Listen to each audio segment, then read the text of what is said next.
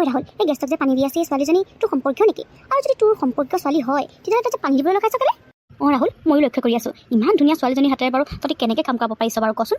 এই নহয়, মোৰ সম্পৰ্কীয় ছোৱালীও আমাৰ ঘৰত যে কাম কৰে বাই, সেই বাইৰে ছোৱালী হয়।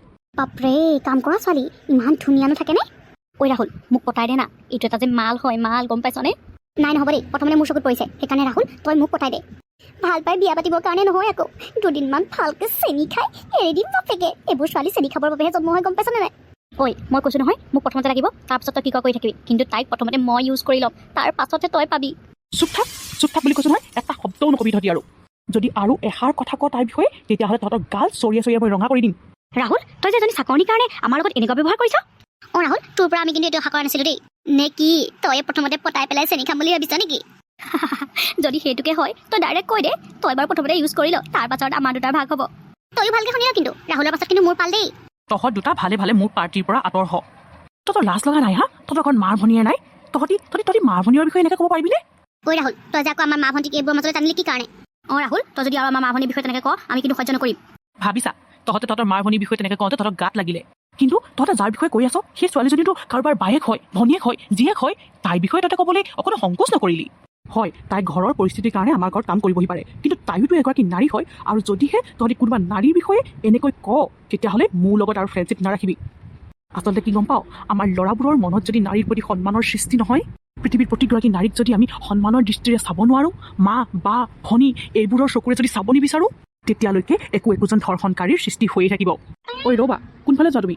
ঘৰলৈ যাওঁ। আৰু ফৰ ইয়ৰ কাইণ্ড ইনফৰমেশ্যন, মই ইয়াত 8টালৈকে থকাহে চৰ্ত আছিলে, গতিকে এতিয়া 8 বাজি গ'ল, মই ঘৰলৈ যাবলৈ ওলাইছোঁ। ইয়াত আপোনাৰ কিবা প্ৰব্লেম আছে? 10 নম্বৰত ইয়াত মোৰ প্ৰব্লেম আছে। তুমি এনেকৈ ঘৰলৈ যাব নোৱাৰা। মানে আপুনি কি ক'ব বিচাৰিছে? চিন্তা কৰিব নালাগে, মই এইটো বিচৰা নাই যে তুমি ৰাতিটোও ইয়াত থাকা, কিন্তু এই ৰাতিখন তুমি অকলশৰে যাব নোৱাৰা, মই সেইটোহে কৈছোঁ। ব'লা, মই তোমাক থৈ আহোঁ। এক্সকিউজ মি, মই আপোনাৰ লগত কিয় যাম? কিয় যাম মানে? দিনক দিনে সমাজখনত কি ঘটি আহি আছে তুমি সেইবোৰ নাজানা নেকি? কলিকতাৰ মৌমিতাৰ লগত কি হ'ল সেইটোতো তুমি জানাই চাগে, যিহেতু তুমি পঢ়া শুনা ছোৱালী। আৰু সেইকাৰণে কৈছোঁ, এই ৰাতিখন তুমি অকলশৰে যাব নালাগে। সেইবোৰ নৰপিশাচতো আপোনাৰ লেখীয়া ল'ৰাই হয়, গতিকে মই আপোনাক কিদৰে বিশ্বাস কৰি যাম? কেইজনমান নিকৃষ্ট মনৰ পাষণ্ড পুৰুষৰ বাবে আজি গোটেই সমাজৰ পুৰুষ জাতিটোৱেই বদনামৰ ভাগি হৈ পৰিছে। কিন্তু তুমি মোক বিশ্বাস কৰিব পাৰা। যদিহে এতিয়াও বিশ্বাস কৰিব পৰা নাই, তেতিয়াহ'লে পাকঘৰতে চুৰি আছে, যোৱা চুৰিখন লগত লৈ আনা।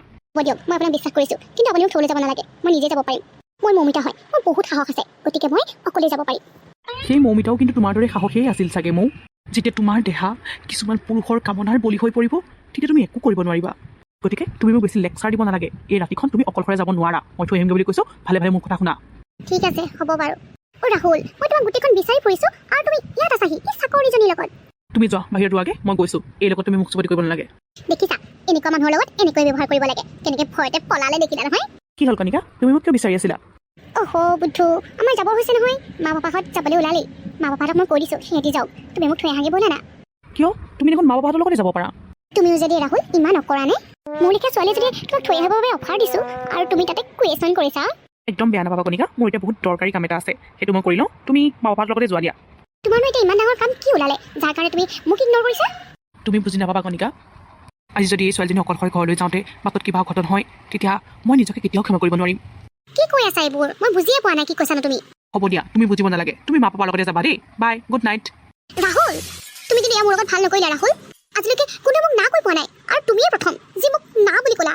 নিশ্চয় চাগে ৰাহুলে এই চাকৰণীজনীকে থ'বলৈ গৈছে। তোক মই ভালকৈ চাই ল'ম চাকৰণী। আহিলি মোক ভাইয়েৰে অথনিৰ পৰা তোক ৰাখি এটা পিন্ধাবলৈ বাট চাই আছে। দেখিছানে, মই পাহৰিলোঁ আজি যে ৰাখি বন্ধন আছিলে। জানিছিলোঁ তই পাহৰিবি বুলি, আৰু তোৰ মনত থাকিব কেনেকৈ? দিনৰ দিনটো সিহঁতৰ ঘৰত তই কাম কৰি থাকোঁতেই গ'ল, এতিয়া ৰাতিলৈকে। পিছে এটা কথা নহয়, তই ৰাতিখন অকলশৰে আহিলি নে? তোৰ ভয় লাগিছিলে নেকি বাটত? নাই মা, মই অকলশৰে আহিবলৈ ওলাইছিলোঁ, কিন্তু মালিকৰ পুতেকটোৱে মোক অকলশৰে আহিবলৈ নিদিলে, থৈ গ'ল সি ঘৰৰ ওচৰতে। মোৰ যে চিন্তাই হৈ আছিলে, গম পাওঁ, তই ঘৰ নোপোৱালৈকে মালিকৰ পুতেকটোৱে তোক কিবা বেয়া ইংগিত দিছিল নেকি?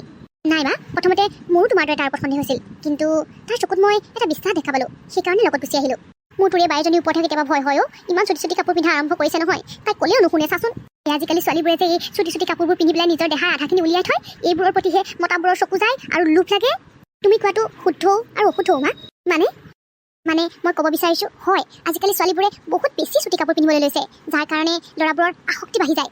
কিন্তু পুৰুষবোৰে যদি নিজৰ মনটো শুদ্ধ কৰি ৰাখে, সকলো মহিলাকে নিজৰ বাই ভনী বা মাৰ দৃষ্টিৰে চালেহেঁতেন, তেতিয়া জানো এনেকুৱা ঘটনা ঘটিলেহেঁতেন মা? তাকেহেও, কিনো কবি, আজি সমাজখন কিনি যে যাবলৈ ধৰিছে। এইবোৰ ঘটনা বন্ধ হ'বলৈ হ'লে মা, সমাজৰ প্ৰত্যেকজন পুৰুষে নিজৰ মানসিকতা সলনি কৰিব লাগিব। আৰু মই কি ভাবোঁ জানা মা, এই এনেকুৱা কাম কৰা ধৰ্ষণকাৰীবোৰক এনেকুৱাকৈ শাস্তি দিব লাগে, যিবোৰ শাস্তি দেখি তেনেকুৱা মানসিকতাৰ প্ৰত্যেকজন পুৰুষৰ গা চিৎকাৰ কৰি উঠে। তেতিয়া চাবা এনেকুৱা বেয়া মনৰ পুৰুষবোৰে নাৰীবোৰক বেয়া ব্যৱহাৰ, বেয়া কাম কৰা কি বেয়া চকুৰে চাবলৈও ভয় কৰিব।